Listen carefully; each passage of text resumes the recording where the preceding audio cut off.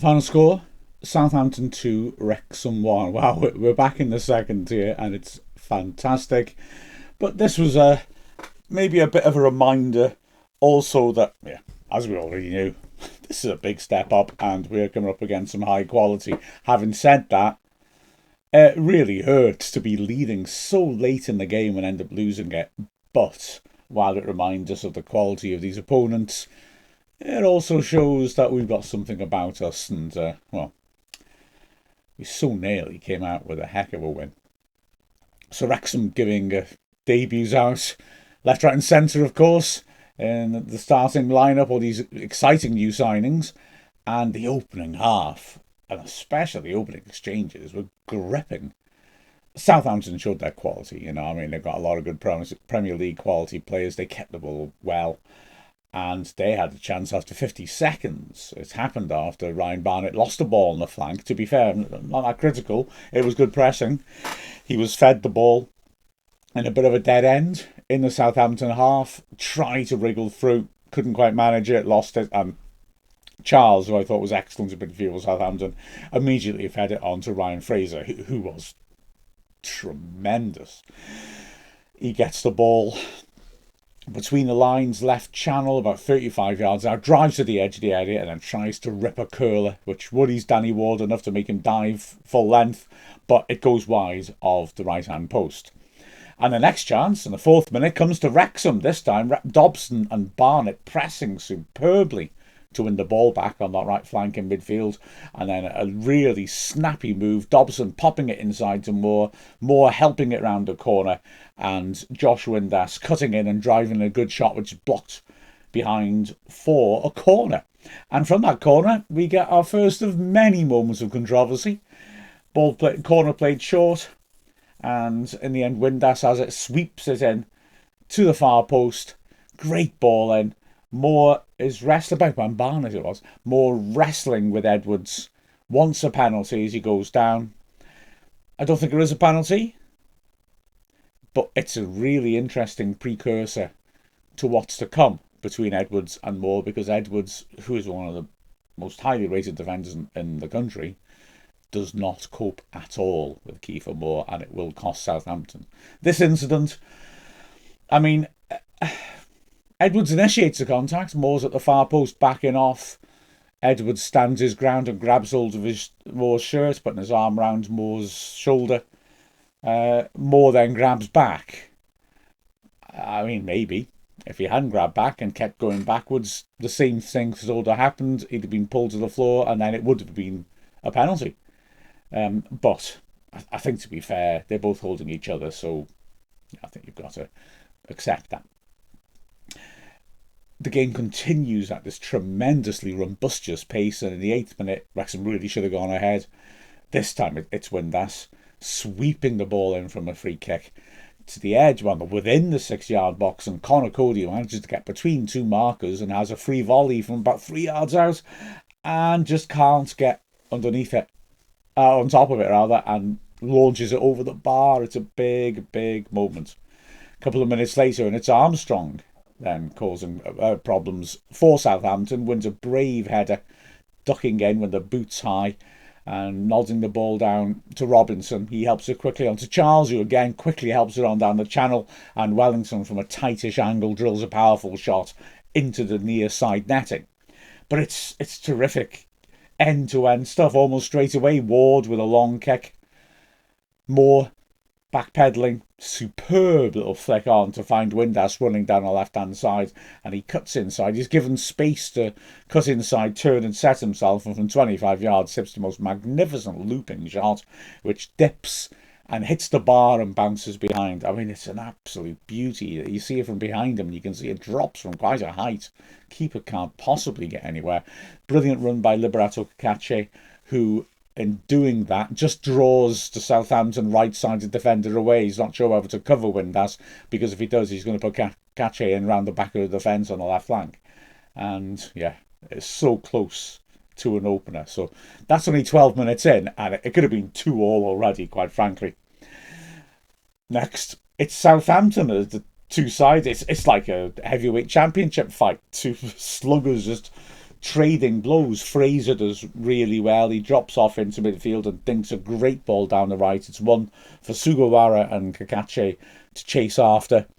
Kakache is quick, but Sugawara, who had a quiet game as right wing back until he was taken off, I thought. This is the one moment when his attacking qualities and speed really show, because he manages to get there ahead of Kakache and pull it back. Charles drills a square pullback towards the penalty spot, and the dangerous youngster Jay Robinson hits it first time.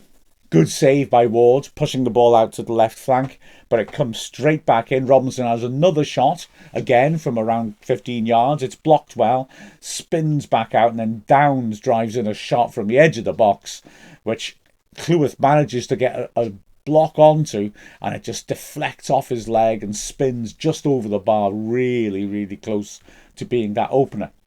The opener's coming, and it comes in the 22nd minute for Wrexham. It's being painted as a controversial moment, but it absolutely isn't. Great play again by Windass, dropping deep and dropping a perfect ball to the top. First question, is Moore offside? I must admit, at the time, I thought, oh, this is very tight. No, he times his run beautifully, and Wellington on the far side of the pitch is too deep, and he's played him on. So Moore is running now into the channel, one-on-one with the keeper. Moore's not quick, and so is he going to be able to actually get his shot off? Stevens and Edwards are chasing him. Moore is very clever in that he holds it up, and he's obviously wanted to get a shot off, but he's also aware that if there's contact on him from behind, he's won a penalty.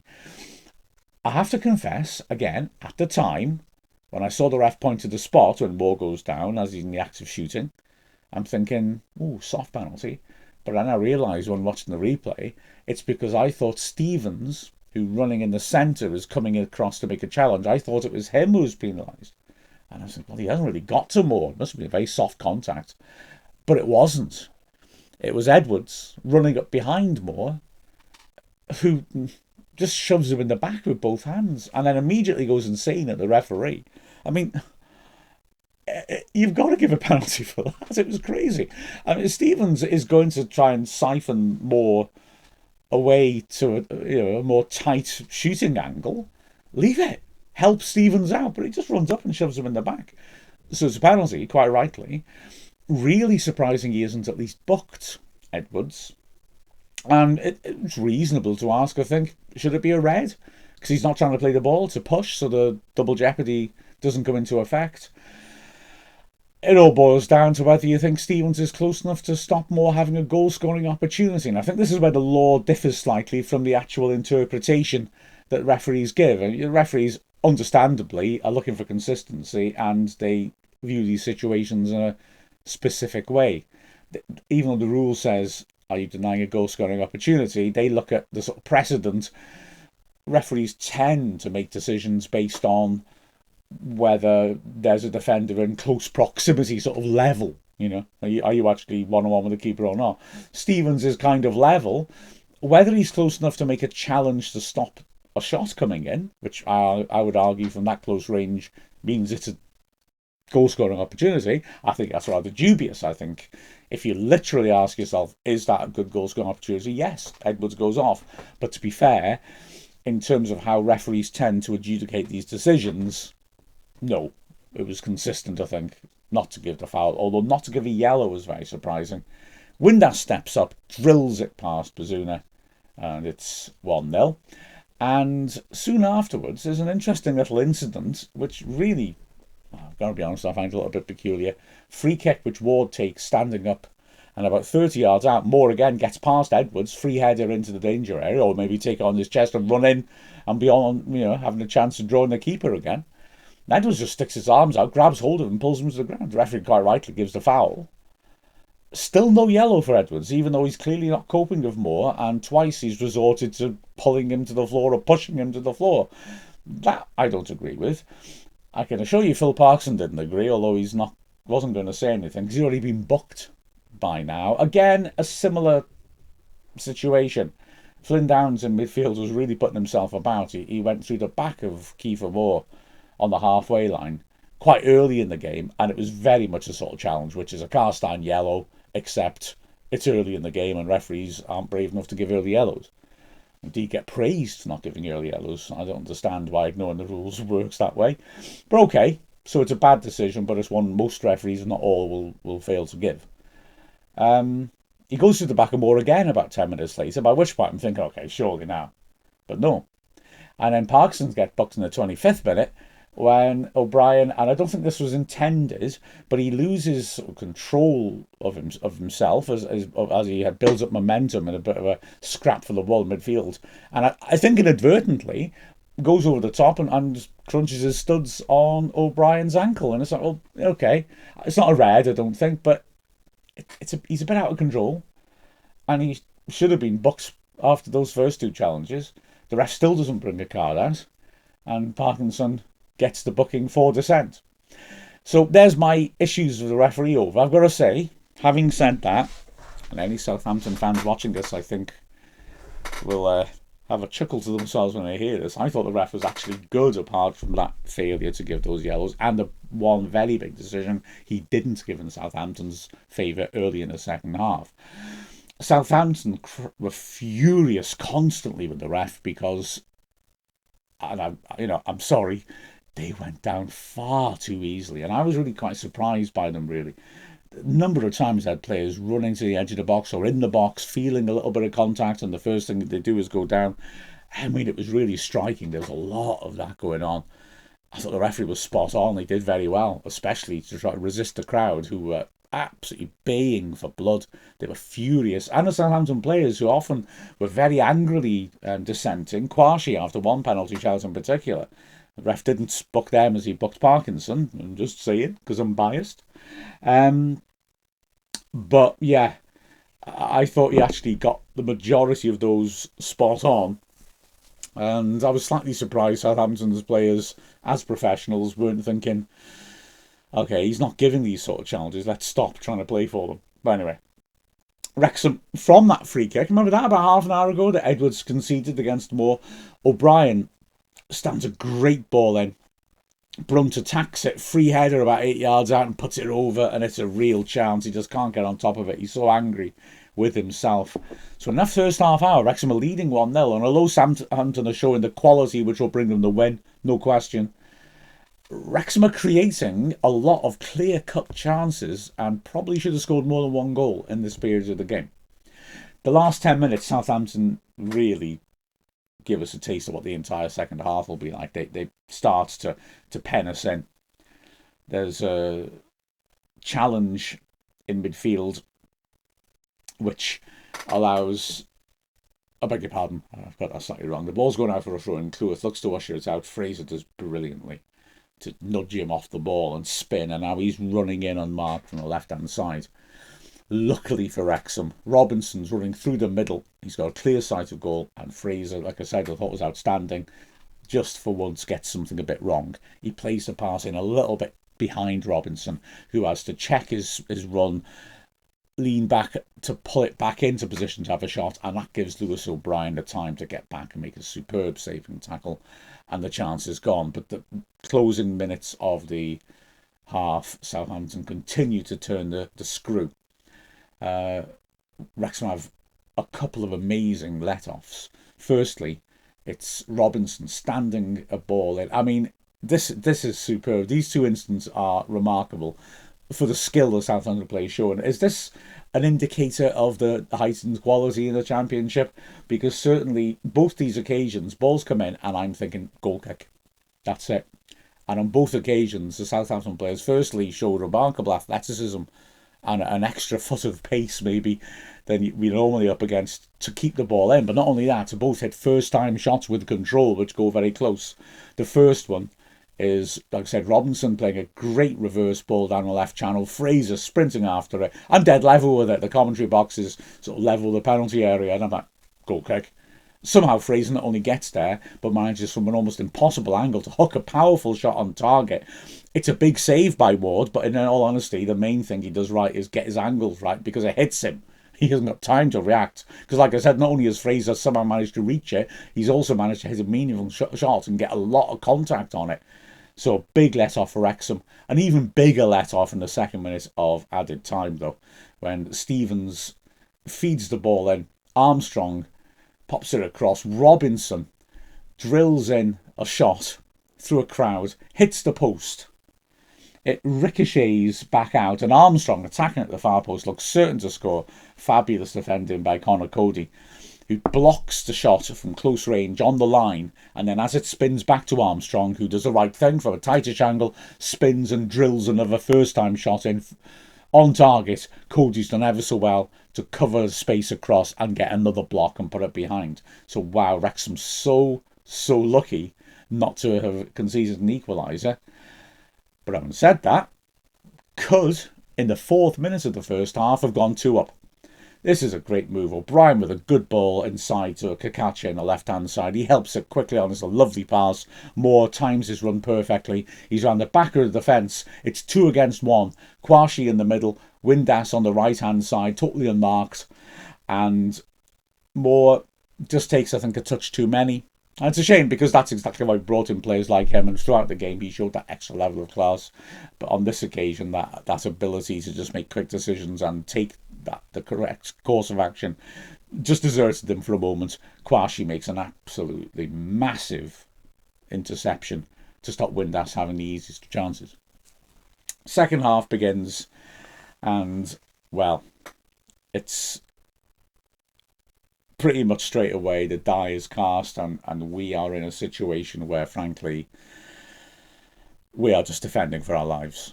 I don't think it's intentional to park the bus for 45 minutes like that at all, but in the first half, even though obviously Southampton made chances, we were defending better. I thought we were in the mid-block more than the low block, and our midfielders were able to put pressure on the ball. Okay, maybe that's why Southampton carved out so many good chances, because they were able to find some space in the box and behind defenders. Maybe we were looking to address that, but our midfield this time sat off more and helped the defence to defend the penalty area.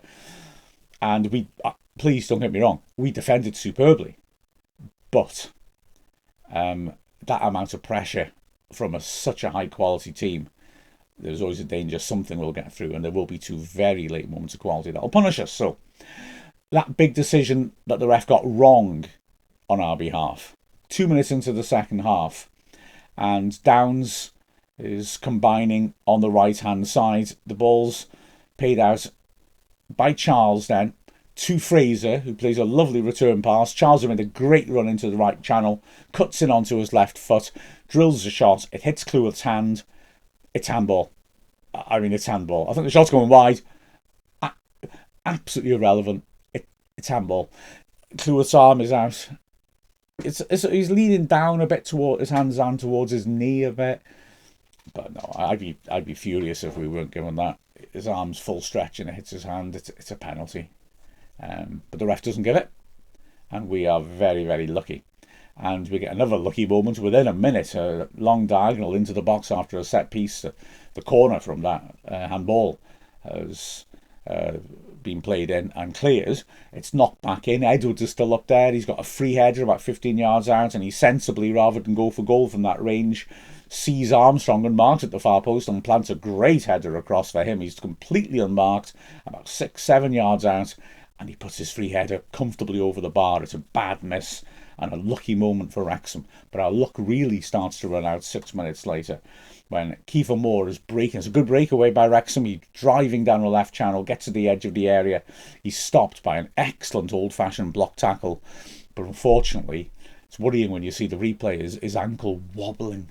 The block tackle, as he's hitting the ball, hurts his ankle. He goes down, he can't continue, and he comes off. Really a matter of concern for Wrexham, because how do you replace a player like Moore, even with his, apart from his quality, his attributes are difficult to replace, and so a real blow for Wrexham. Interestingly, Sam Smith, who hasn't had much pitch time, an hour in pre-season, comes on rather than Ryan Hardy, and he works manfully up front to try and fill Moore's boots. He's not the same type of player, of course, but he does work hard. And he has a moment soon afterwards where he's denied by some great defending. Brunt with a super little ball lifted down the left-hand side. Smith running into the left channel in the box. And Jack Stevens comes across and makes an absolutely fabulous tackle on him to stop him. I mean, I've got to say, I've seen a lot of Jack Stevens playing. When did he become so quick? Because he's covering the ground a few times, like the penalty, which, he didn't quite get to. But he's fast. He's covering the ground so well. And this is a great recovery sprint by Stevens and an excellent tackle. Again, I know I keep saying it, the indicator of the higher level. In League One, Sam Smith gets it first and gets a shot off. Tight angle, but Stevens is quality. Anyway, Southampton are really looking to ring the changes and take risks in order to get back into the game. I say take risks, I mean they are brave moves by Will still, but having said that, we are entrenched in our own penalty area so much of the time that they basically decide, right, we're losing, we've got to go for this. They change formation a couple of times, ending up with 4 at the back. Fraser ends up playing as a wing back and then a full back, but he's not really a full back. He's up the pitch. It's very much like awful lot of Wrexham games under Phil Parkinson when things aren't going our way, and we will just change things around so we've got as many attacking players on the pitch as possible and pen teams in. Crucially, Matty Fernandez comes in. What a magnificent player he is. And he starts drifting around, finding space, trying to drag people out of the way. He has a shot with 21 minutes left. Just allowed enough time to turn and hit it 25 yards out. It's a good save, low to his right by Ward, who's able to hold on to it nicely. Wrexham look to refresh. Windass, who had taken shall we say, comedy blow between the legs, comes off. And Hardy comes on, and I think this is most definitely an attempt to try to give Wrexham a little bit more of an out ball. Hardy more of an out-and-out striker than Windass, who's doing an awful lot of work without the ball in the second half, just trying to support midfield. And so Hardy up front gives us maybe something we can hit a bit more directly. And also we change it right back with Ryan Barnett replaced by Ryan Longman. The pressure continues, just over a quarter of an hour left. Corner comes in, Stevens gets a powerful header from round, just beyond the penalty spot. Ward gets up, holds on to it. You'd expect him to save it, but it's a good stretch. And again, quality of Ward. An awful lot of goalkeepers would be very happy just to get a hand up and help it on its way over the bar. Ward goes up and catches it well. We do continue to have threat on the break. And like I say, Southampton are taking risks, apart from the formation changes that they have. They start leaving no one back from corners and putting Bazunu up in the centre circle. In open play occasionally, you pretty much have that too. So they are taking chances and they nearly get caught out. A very high line, and Hardy does really well to get the ball on the right and spot the possibility and drop it in behind. And Lewis O'Brien times his run to perfection and is one-on-one with the keeper. He's well clear. And you just think, right, come on, this is it, finish it. Stevens, again, just comes from nowhere. It's fabulous. And O'Brien maybe doesn't quite have the cuteness of Moore to draw the challenge. Just got to go through the back of him. Stevens does brilliantly. There's a little bit of contact, thigh to thigh, but no, it's a really well-judged tackle by Stevens, and the chance is gone, as O'Brien asks for a penalty. Wrexham dig in pretty well in the last 10 minutes. It's horrible pressure, but we do dig in. 5 minutes left. James McLean comes on for Liberato Cacace. And 88 minutes, we have another massive chance, and this is the final big turning point.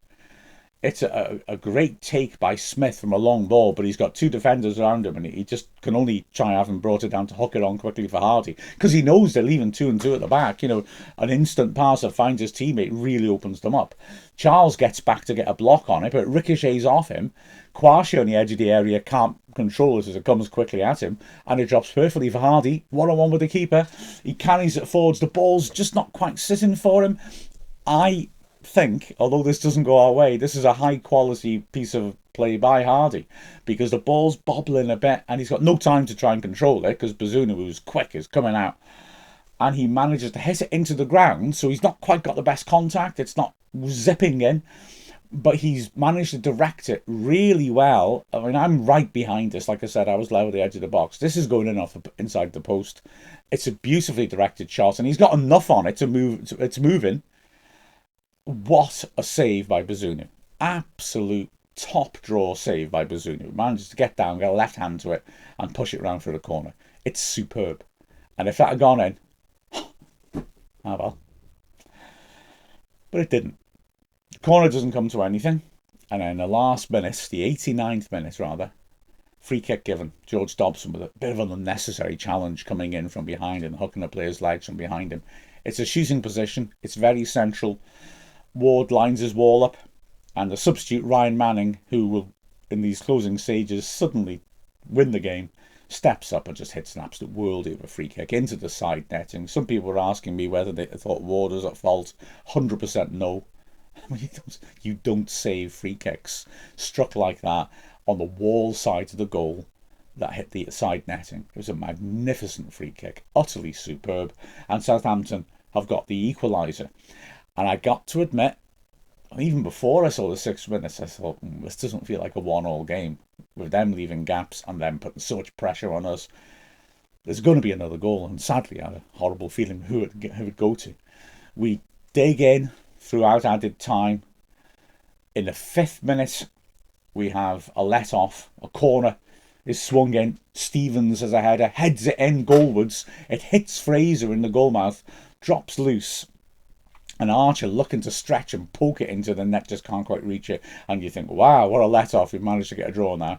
But no, because in the 6th minute of the 6 added time, on the fact, according to the clock, I don't want to say this, there's 14 seconds left. Charles drops off into his own half and hits an absolute worldie of a diagonal. Longman can't reach it. It goes over his head. Manning has made a great run in behind and takes it well. Punches in the perfect square ball across the face of goal. Cameron Archer looks certain to score. There's questions some people asked again about whether he was offside. He wasn't. He misses an open goal. But Wrexham's luck doesn't stand because Jack Stevens, playing up front now, as you know, the pressure is on us so much, slides in, and from a tight angle on the slide, just like Fraser and Robinson before him, somehow, and I want to be old-fashioned here, how the hell does a centre-back do this? From an almost impossible angle, gets a brilliant contact on it, hits the bottom of the bar, drops down, and goes in. It hits Cleworth on the line, but I think the ball's already over the line. It's not as if Cleworth scored an own goal. That shot was in. And he goes crazy, quite rightly. Absolutely astonishing scenes. And Wrexham, well, we've been robbed in the sense that we thought we had something and then we didn't. But you can't say we're robbed in terms of balance of play, although we could have scored more than one goal, let's be honest. It was a hell of a game. And even though I think Southampton showed us a few things that we're going to have to bear in mind, we also showed that we've got an awful lot going for us at this level. Let's hope Kiefer was okay. At the end of the game, I've got to say, I mean, quite naturally, St Mary's was cock a hoop. You know, they've been on such a rotten time of it in the Premier League, haven't they? A run of losses, and a new manager comes in. You can see why Still was so happy. he's now the man who's changed that. He's got them that glorious win, when you would think they might be thinking, oh, here we go again. But having said that, yeah, the Wrexham fans, in the midst of it all, 3,000 Wrexham fans for a 12:30 kickoff in Southampton, who were deafening throughout, and it was a fabulous atmosphere throughout. Even in the midst of the Southampton whole stadium going crazy, their fans, their players, the manager, all having a party. They're blasting Depeche Mode, just can't get enough, a million decibels. Even through all that, on the opposite side of the ground, I can still hear really clearly all the Wrexham fans singing proudly as their players and the manager went across to acknowledge them. And that was a matter of great pride for me, I've got to say. We lost, but we will make an impact on this division, and that was at least a start. For me, man of the match, Lewis Brunt. I thought Brunt was outstanding. He won so much. I mean, Cody was very good alongside him as well, very composed, and Ward was excellent in goal as well, really impressive. His confidence just coming to take things. Near the end, Kwashi had a long throw in. He put in two in the first half, and they were quite floating near post affairs. They didn't look that threatening. Second half, he suddenly, I don't know whether he just thought I'll try something different or whether adrenaline's coursing through him, but he put it another fairly floaty one, but, beyond the penalty spot to the edge of the 6 yard box. It was a hell of a distance, and it was brilliant. Ward just saw this and realised that, right, okay, he's got more distance on his draw than I think, but it's a bit floaty, and he came and took responsibility. The next one he came and caught it. Ward was very impressive. And he thought I've seen a lot of good performances. A lot of more hurt us. O'Brien's energy throughout was very impressive. But yeah, Brunt for me just was very pleasing to see one of our players and young players from last season adapt so well to that level, as indeed did Cleworth, although there were a couple of occasions when Fraser troubled him. To be fair, Fraser would trouble anybody. So we lose at 2-1. We go again on Tuesday. It is quite gutting. I've got to be honest, when I got home and, Sunday morning, I actually felt a bit more down about a football match than I have for quite a long time. Just like, oh man, I can't believe we got nothing from it. Again, not because of balance of play, but just because of the opportunities we had. But ultimately, there's a lot of positives to take from that. We just played a team that just dropped down from the Premier League, and yeah, we could have scored a few goals and defended stoutly until ultimately the pressure was too much, and quality, let's be honest, quality with the free kick and that finish and the diagonal for the second goal are what undid us. So a shame, a real shame, a massive shame. But we fight on. With a final score of Southampton 2, Wrexham 1, I'm Mark Griffiths from Wrexham AFC.